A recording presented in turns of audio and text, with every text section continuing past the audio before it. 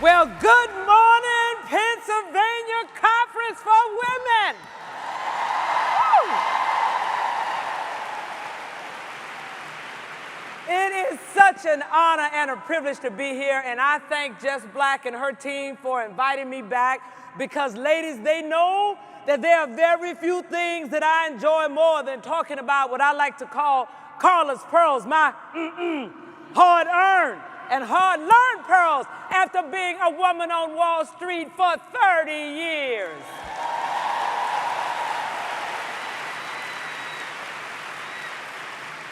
I dare say, ladies, that I have learned a few things about not only surviving, but more importantly, thriving in the seat that you sit in or the seat that you aspire to sit in. And that's frankly what the Pearls and Expect to Win and Strategize to Win are all about. But Jess and team have asked me this morning once again to get a little bit personal. They said, Carla, why don't you talk about the pearls that you would have given to your 25-year-old self? Just a couple of years ago. But so this morning, I'd like to give you the benefit of what I've learned throughout this journey of over 50-something years. I'd like to give you the benefit of that because I have indeed been honored and privileged to learn a lot. So here's how it goes. Dear Carla, the first thing that I'd like to tell you is own your power. Own your power. You are uniquely and wonderfully made, and you have extraordinary power. Never let anyone make you doubt that which is uniquely you. When people are starting to question whether or not you can, and you start to doubt whether or not you can, red flag, you have just given away your power. You need to know that you know that you know that if you have been invited into the room, you belong in the room.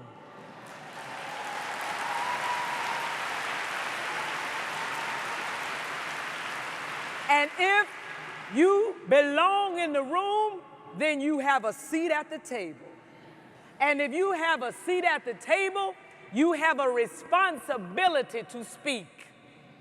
Do not sit in the room that you have been invited to with the chair at the table and keep your mouth closed.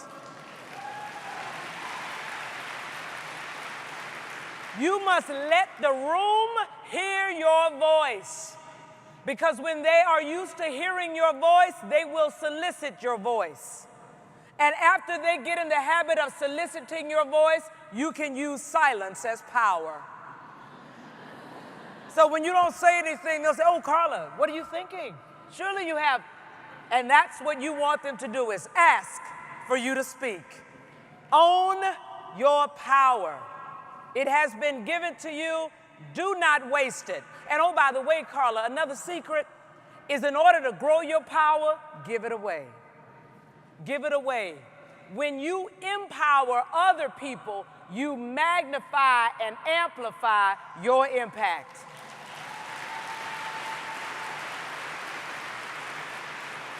The next thing I'd like to tell you, Carla, is you must be comfortable taking risks. You must be comfortable taking risks. It is important that you take risks because that's the only way that you can understand and define your power. If you never reach far enough to hit that wall, you won't know how far you can go. And let me tell you one other thing, Carla. Here's the deal. The only reason people don't take risks is that they're scared. They're just scared. It's fear. And hear me clearly. Fear has no place in your success equation. Fear has no place in your success equation. Anytime you approach anything in your life from a position of fear, you will always underpenetrate that opportunity. And anytime you feel it creeping up the back of your neck, just remind yourself of that old Southern saying, fear is just false evidence of things appearing real. It's really not there. Because what's the worst that can happen if you take a risk and it doesn't work out? So you fail. But guess what? Failure always brings you a gift. And that gift is called experience. Now you know how to do it better. Now you know how to do it differently. Now you know how to do it successfully. At the margin, it is always worth taking the risk. And if you are faced with a risk and you're not sure if you should go for it, ask yourself 3 questions. Will this new thing give you skills and experiences that you would not get if you stayed in your current seat another 12 months? Second question, will this new thing expose you to people, relationships, and networks that you would not get if you stayed in your current seat another 12 months? Third question, will this new thing create new branches on your personal decision tree of opportunity, i.e. you could go off and do some other things that you wouldn't have been able to do if you stayed in your current seat another 12 months? If the answer to all 3 of those questions is yes, you should absolutely take the risk. The third piece of advice, Carla, is remember that it is easier to beg for forgiveness than it is to ask for permission.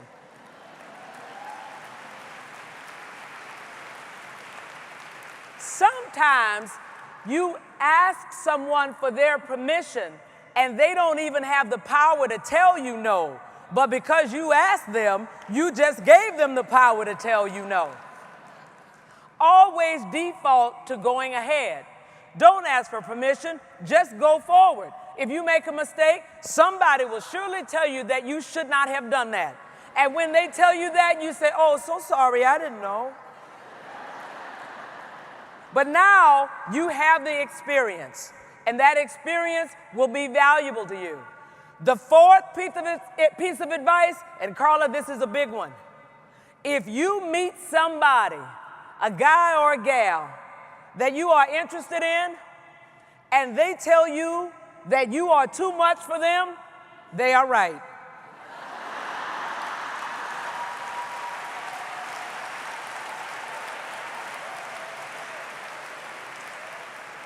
Do not apologize for your accomplishments. Do not apologize for your power. You have worked too hard to get there, or it is an insult to him who gave it to you.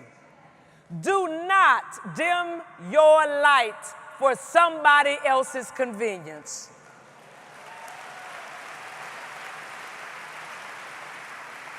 You will find that person that will support and amplify the power that is you. The fifth piece of advice, Carla, is you must celebrate your victories often. There'll be lots of things that will happen in life that might make you sad, that might make you pause. So when the great things happen, no matter how small, for you or for those who are close to you, celebrate. When it's your birthday, celebrate all month. When you get promoted, celebrate all week. Stand there and feel it. Don't be in such a hurry to go to the next accomplishment that you don't sit in that one that is right before you. Celebrate, celebrate, celebrate. And oh yeah, Carla, with respect to your career, you don't ask, you don't get. You don't ask, you don't get. There is one person that has responsibility for your career, and that is you. It is not anybody else's responsibility, especially not HR, to decide when it's time for you to go to the next role, when it's time for you to get a pay raise, when it is time for you to get promoted. It is your responsibility to know when that time is, and it is your responsibility to ask, especially with respect to compensation. There's nobody sitting around saying, oh, Carla might like to get paid more money.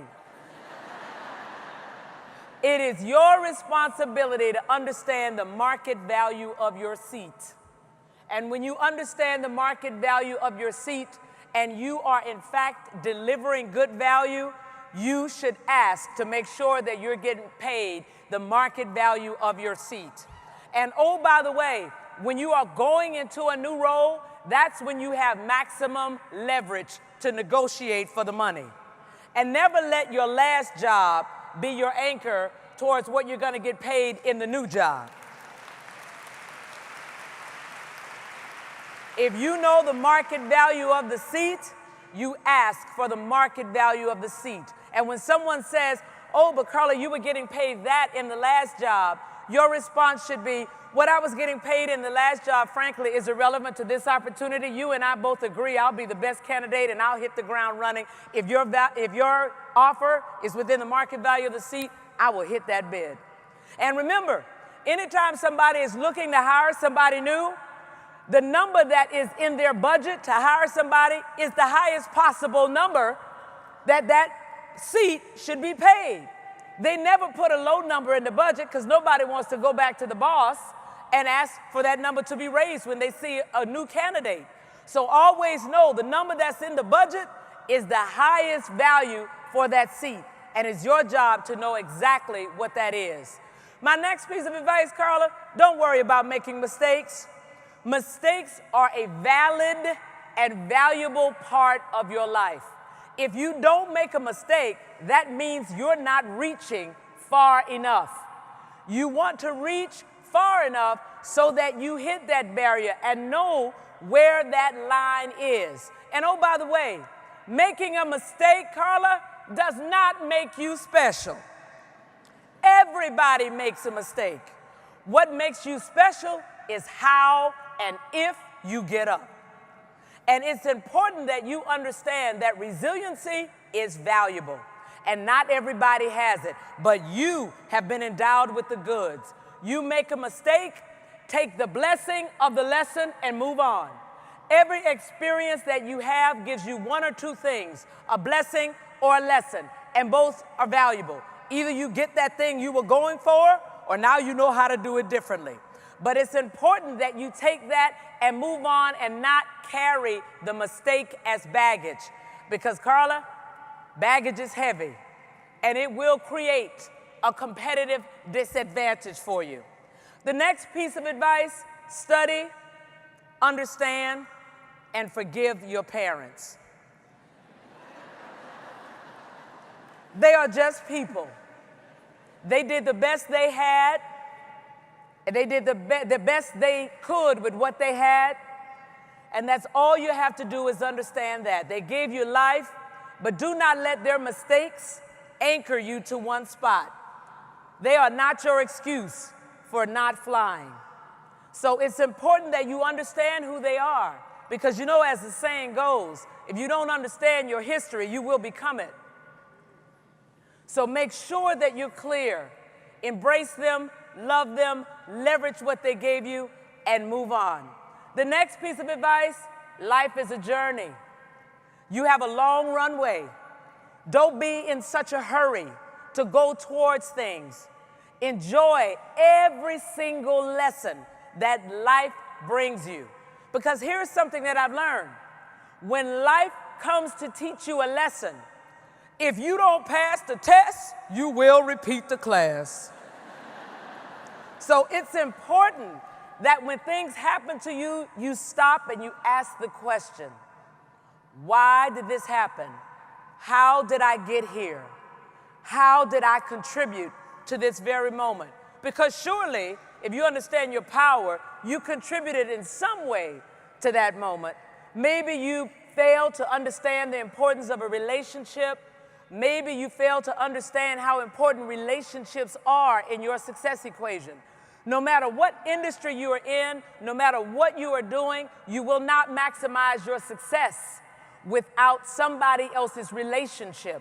It's important that you invest. And if you invest in no one else, you must invest in a sponsor relationship. And for those of you who don't know, the sponsor is the person that is carrying your paper into the room. This is the person that behind closed doors will argue passionately on your behalf as to why you should get a promotion, why you should get the raise, why you should get the next great opportunity. Make no mistake, this is the person that is spending their valuable political and social capital on you. And while your performance is important, because it may raise your level of visibility such that a sponsor may be attracted to you, the relationship is more important. Because here's how it goes. Your ability to ascend in any job that you choose, Carla, will be a function of somebody's judgment. Judgment about whether or not you're ready, judgment about whether or not you'll be successful, and judgment about whether or not the team will follow you. And judgments are directly influenced by relationships. Let me prove it to you. Everyone in this room has power, hard-earned, personal, influential currency. But I ask you, ladies and a few brave gentlemen, how many people in this room will use their hard-earned, personal, influential currency on somebody that they do not know? Exactly. So remember that your performance currency may get your name on the short list that's being discussed behind closed doors. But when your name is called, if no one in that room can speak on your behalf, they simply go to the next name. And it has nothing to do with your ability to do the job, but everything to do with whether or not somebody knows you well enough to speak on your behalf. So when all else fails, Carla, invest in the relationships. And then finally, I say to you, as my good friend Judith Adu said to me, this is real life. This ain't no dress rehearsal. So make sure that you go for it all of the time. Put your foot on the gas no matter what it is and go for it. You have absolutely nothing to lose. Don't fall prey to this so-called imposter syndrome, because you indeed do have the power. If you have been brought to that moment, you have everything that you need in order to be successful. You either have the intellect, you have the experience, or you have somebody in your network that is willing to help you. Exercise your power. Use everything that's in your network. And so often we fail to use the network, even though it's one of the most valuable tools in the tool chest, because we are afraid that if we ask someone for help, that we now may be exposed as not knowing that thing which we think everybody think we ought to know, or we are afraid that if we ask for help, somebody may turn us down. Well, ladies, if you ask someone for help and they turn you down, there's only one word: next. Where one won't, another one will. But you can't allow one person's rejection to stop you on your journey to maximizing your success. If you are stuck and you're not sure whether or not you should try something, always default to the try. Always default to the try. You already are clear about what no looks like, so why wouldn't you play for yes? Always play for yes. And as I close, I say to you, Carla, know that you know that you know that you have all the goods that you need in order to maximize your success. You need only expect and strategize to win. Sincerely, Carla at 54. Thank you, Pennsylvania Conference for Women.